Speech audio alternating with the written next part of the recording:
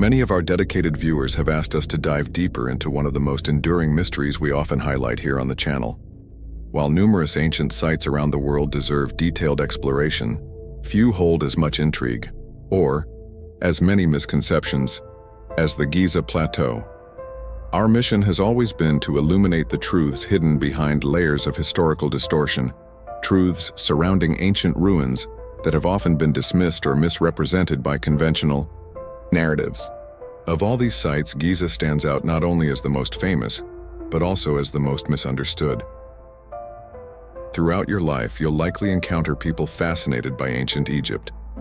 Yet many of them unknowingly base their understanding on limited, conventional academic theories, narratives that, in our view, fail to account for the overwhelming evidence pointing to a far more complex and ancient origin. This video is our response to offer our viewers a well-researched, eye-opening alternative. One of the most compelling features we've studied is the Great Pyramid's casing stones, a topic we've examined extensively and believed to be key in uncovering the truth. These massive casing stones, many of which were removed during invasions, over the past few centuries are not just architectural marvels, they tell a story. Interestingly, they are younger than the eroded sandstone blocks they were designed to cover. And that erosion suggests an incredible age, one that predates our current understanding of Egyptian history. Could it be that the casing stones were added later to preserve an even older structure? As we found in several locations, particularly along the eastern face of the Great Pyramid of Khufu, when these outer layers are stripped away, what remains appears to be a much larger and older exoskeleton, composed of megalithic stones we estimate to weigh hundreds of tons. We believe these immense blocks are original remnants of the pyramid's earliest phase, pointing to a lost civilization with technology and engineering skills far beyond what we currently attribute to ancient Egypt. In fact, it's likely that the well-known casing stones were inspired by these earlier, eroded layers, meaning the pyramid may have gone through at least 3 distinct construction phases, each separated by vast stretches of time. So, how old is the Great Pyramid really? And how advanced was this ancient culture? Consider the oldest known obelisk in Egypt, found in Heliopolis, a monolith standing 20 meters tall and weighing an astounding 121 tons. It was carved, transported, and raised using techniques and knowledge we no longer understand, evidence of a lost era of human capability. We invite you to explore this journey with us as we challenge conventional history and uncover the secrets buried beneath the sands of time. And this enormous, unexplainable, impossible monolith is not the only one left upon the plateau. There are many more dotted all over Giza. For example, the sarcophagus of Amenhotep III, a pair of quartz monoliths discovered in the early 20th century, hang above this supposed tomb. These gigantic stones effortlessly support the weight above, each estimated to weigh 110 metric tons, the Colossia of Menon. These 2 gigantic artworks were built from single pieces of stone. They are orientated toward the sunrise at winter solstice, estimated to weigh anywhere from 600 to 1,000 tons each. Modern technology allows for the movement of such weights. However, any civilization claimed by academia actually once being responsible for the transportation of such stones is absurd. Who could have possibly transported such enormous stones to these locations? Not only transported them, but worked them into masterpieces they once were, disposing of all waste, presumably also weighing many tons, and there are many others. In the temple east of Khafra's pyramid, for example, there lay blocks regularly, yet quietly estimated to weigh over 400 tons. How can modern academia claim such tasks were undertaken by our modern ancestors? Anyone aware of the true accomplishments involved in the construction of the Giza Plateau must now see this hypothesis as severely lacking any satisfactory explanations. Mortuary Temple of Menara still possesses some astonishing unexplained feats. There are some estimates of the blocks within the temple, most notably within the surviving walls of the mortuary, weighing as much as 220 tons. The heaviest granite ashlars imported from Aswan Quarry many miles away, weighing in at more than 30 tons. There are many incredible, inexplicable features upon the Giza Plateau. many of them unfortunately yet predictably little shared academically. Yet it remains a place of invaluable existent truths, many discrediting that which are passed off as current academic fact. Giza is an astonishing place, and the one we feel most likely to expose academia once and for all. It is a plateau we find highly compelling. Firstly, many thanks to Ellen Lloyd over at ancientpages.com for her extensive research and writing on the conspiracy. Has a buried city within the Grand Canyon been covered up? The Hopi Indians have a traditional story told to them by their ancestors. It details the original pyramid builders living in an underworld in the Grand Canyon. Dissension arose between the good and the bad, the people of one heart and the people of two. Machado, who was their chief, taught them how to leave the underworld. He caused a tree to grow up and pierce through the roof of the underworld, letting the people of one heart climb out. They settled by Pachisvi Red River, which is in Colorado, subsequently growing grain and corn. They then sent out a message to the Temple of the Sun asking the blessing of peace, goodwill, and rain for people of one heart. But their messenger never returned. Among the engravings of animals in the local caves is an image of a heart over the spot where it is said the entrance to be located. This legend was learned by Wee Rollins during a year spent with the Hopi Indians. An article published in the Arizona Gazette reinforced this legend. Ever since the article appeared, there has been a lot of speculations whether an underground city actually exists. David Hatcher Childress, who examined the story, said, "Perhaps the most amazing suppression of all is the excavation of an Egyptian tomb by the Smithsonian itself in Arizona." A lengthy front-page story of the Phoenix Gazette on April 5, 1909, gave a highly detailed report on the discovery and excavation, led by a Professor S.A. Jordan of the Smithsonian. The World Explorers Club decided to check on this story by calling the Smithsonian in Washington, D.C. Speaking to a Smithsonian staff archaeologist, they told her that they were investigating a story from a 1909 Phoenix newspaper article about the Smithsonian Institution's excavation of rock-cut vaults in the Grand Canyon, where Egyptian artifacts had been discovered, and whether the Smithsonian Institute could give me any more information on the subject. Her reply was as follows. "The first thing I can tell you before we go any further is that no Egyptian artifacts of any kind have ever been found in North or South America. Therefore, I can tell you that the Smithsonian Institute has never been involved in such excavations. While it cannot be discounted that the entire story is an elaborate newspaper hoax, the fact that it was on the front page, named the prestigious Smithsonian Institution, and gave a highly detailed story that went on for several pages, lends a great deal to its credibility. It is hard to believe such a story could have come out of thin air. Is the idea that ancient Egyptians came to the Arizona area in the ancient past so objectionable and preposterous that it must be covered up? Perhaps the Smithsonian Institution is more interested in maintaining the status quo than rocking the boat with astonishing new discoveries that overturn previously accepted academic teachings. Historian and linguist Carl Hart, editor of World Explorer, then obtained a hiker's map of the Grand Canyon from a bookstore in Chicago. Poring over the map, they were amazed to see that much of the area on the north side of the canyon has Egyptian names. The area around 94 Mile Creek and Trinity Creek had areas, rock formations apparently, with names like Tower of Set, Tower of Ra, Horus Temple, Osiris Temple, and Isis Temple. Could these legends actually be true? As always, thanks for watching, guys. Take care. We have in the past covered but a few of the jewels that can be found in the crown of now lost civilizations, which once dwelled within India. And since this, we have found the possible remnants of a number of different flourishments and additional devolutions within the granite historical record of our planet. Proof, which we can now confidently demonstrate via a number of antediluvian sites which clearly display this cyclical behavior.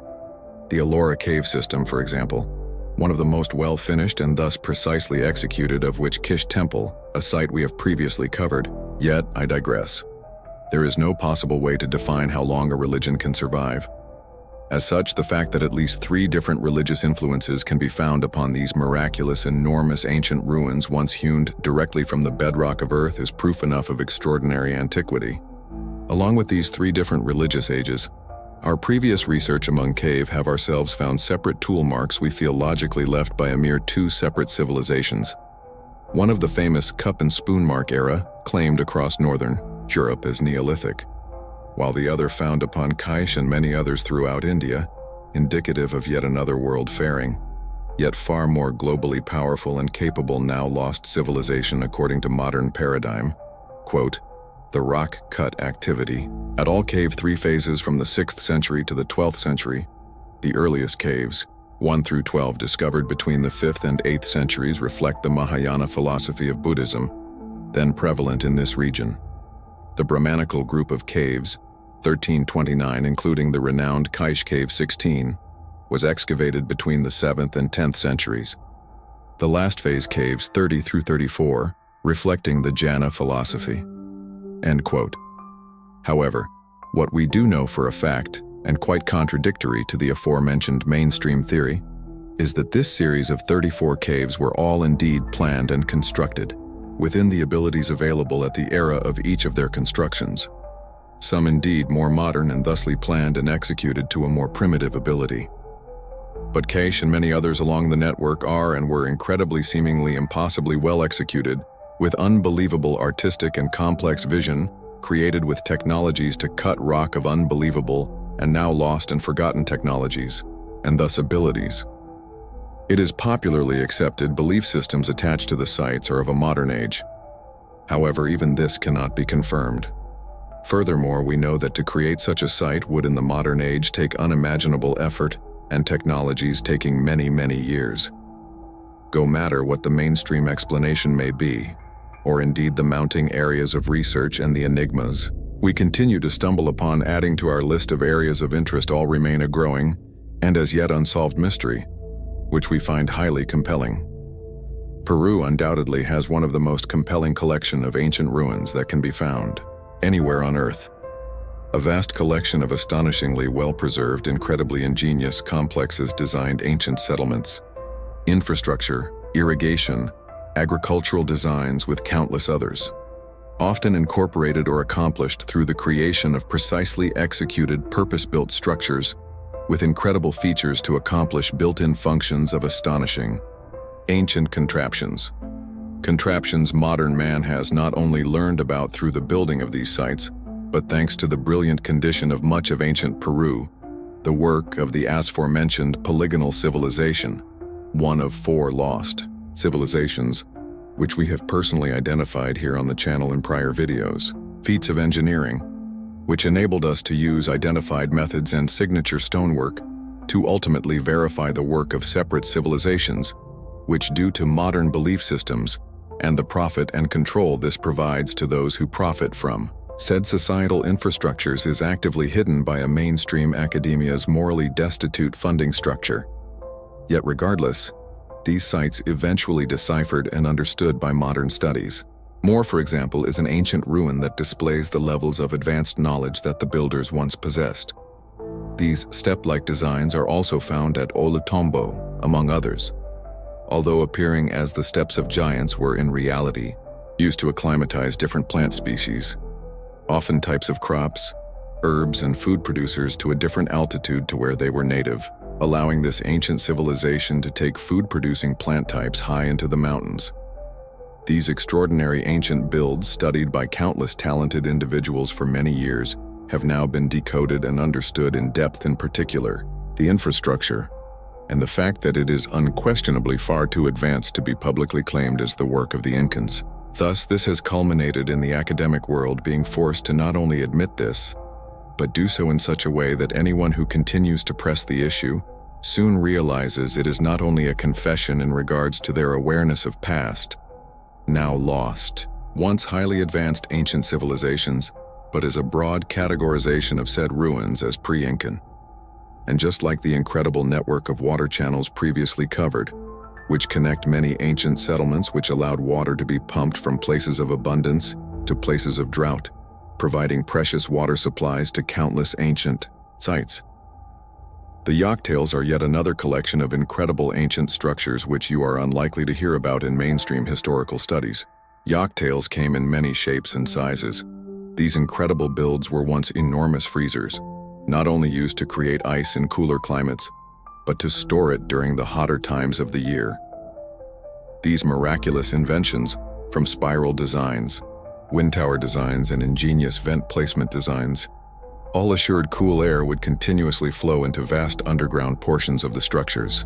This either created ice or allowed ice to be stored and kept in a frozen state for an impressively long time. Refrigeration and the benefits of such were unquestionably understood by the builders of these structures. Yet modern utilization of the same methods of food storage, that being refrigeration via modern technologies, is only a very recent development with much of the world, until the turn of the century, still salting meats. The question then is, how did this ancient civilization know about the benefits of cool storage? How did they understand how to build these structures? Where did such ideas and ultimate utilizations originate from? Was this knowledge possessed by an even older lost civilization, one in which the members responsible for the yak-tails were once members of yak-tails? Ancient refrigerators are undoubtedly an incredible aspect of Peru's ancient relics. Relics which we find highly compelling. Many civilizations have been and gone here upon our planet. Countless artifacts and historical studies can and have been undertaken into their existence. We are able to decipher their daily lives, their religious beliefs and practices, even their languages. However, in doing so, we have never been able to decode any knowledge or explanation for the countless, seemingly impossible ancient feats, lost abilities of stonemasonry. No documentation found within any hieroglyph, literature, parchment, or other ancient text.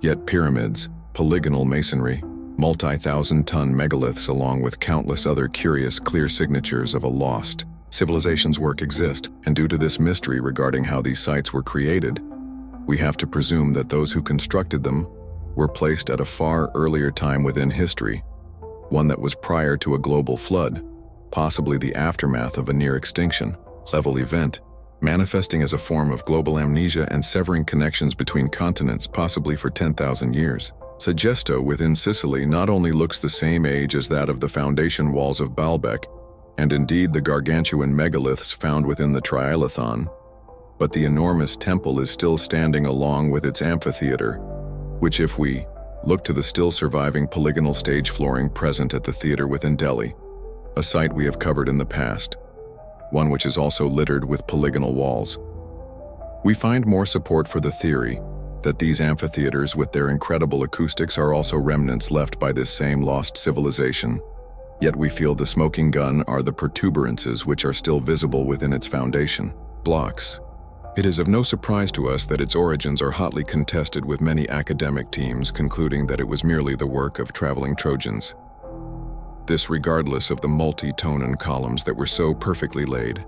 They all still stand to this day.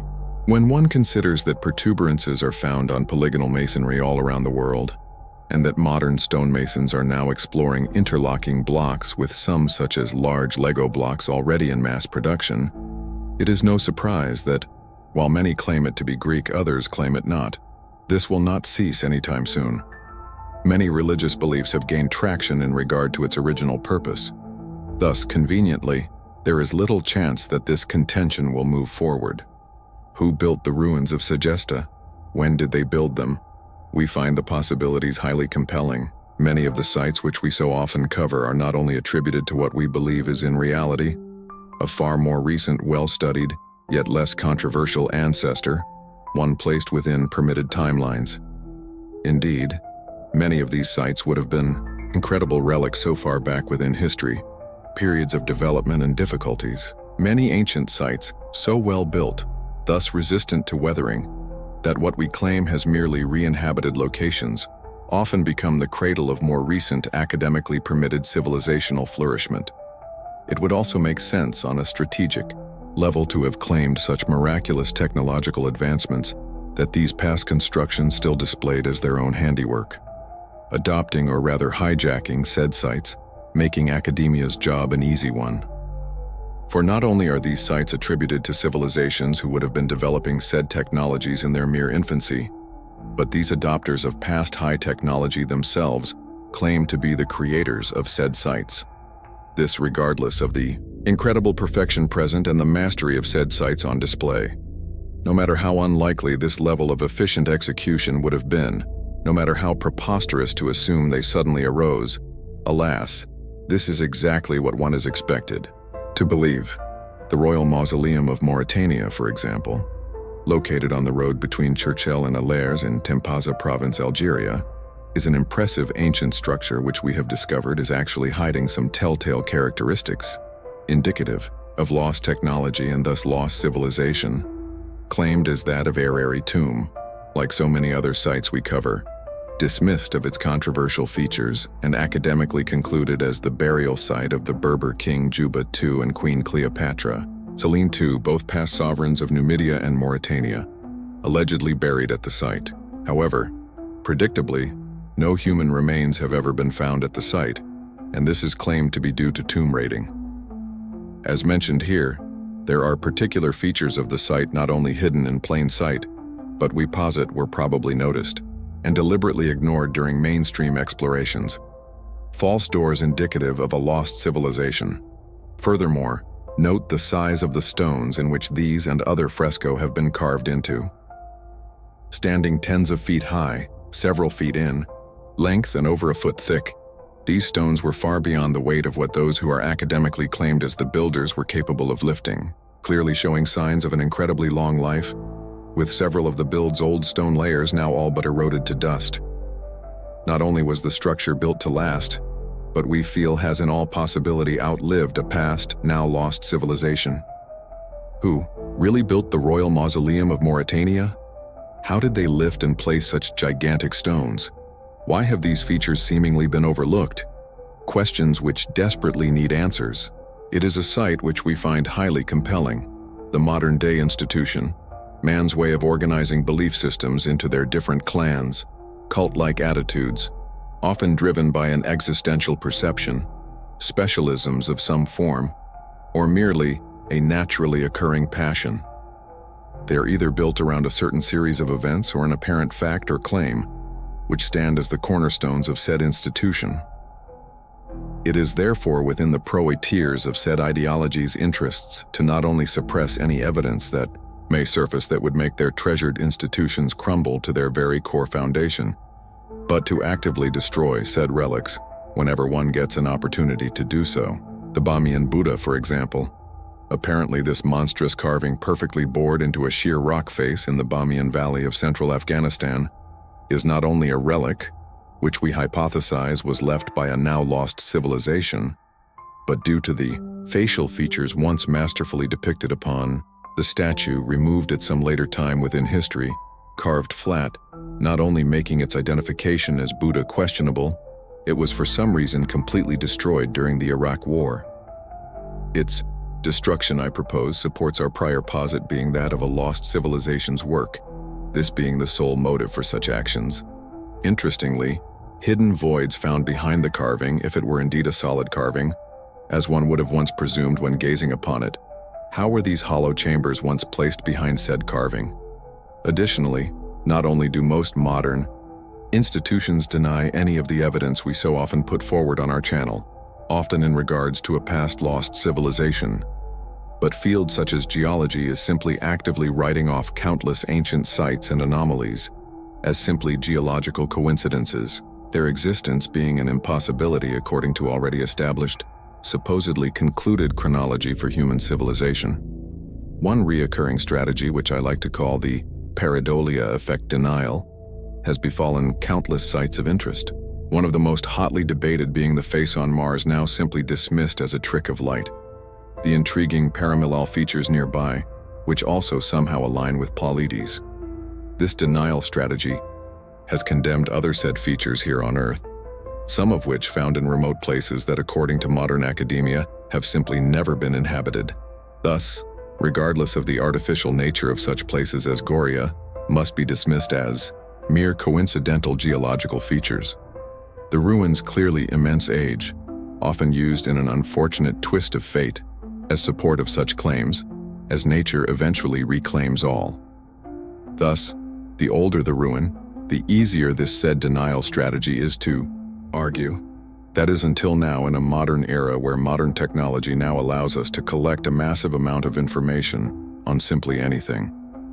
Unexplained features, UARTs, and many other advanced, unexplained legacies of an antiquity. Once hidden, now shared far and wide. Evidence which flies in the face of modern paradigm. The Chanian is yet another of these curious, clearly immensely old anomalies that, regardless of its form, once being carved from extremely tough rock. Maybe this is why our lost ancestors built with such enormous stones and did so in an as yet unexplained yet clearly highly advanced way known as polygonal masonry.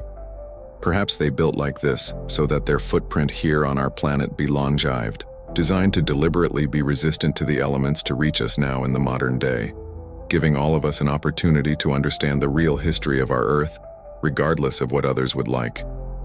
We find all of these things highly compelling. Hallelujah. Hallelujah. Heat. Heat.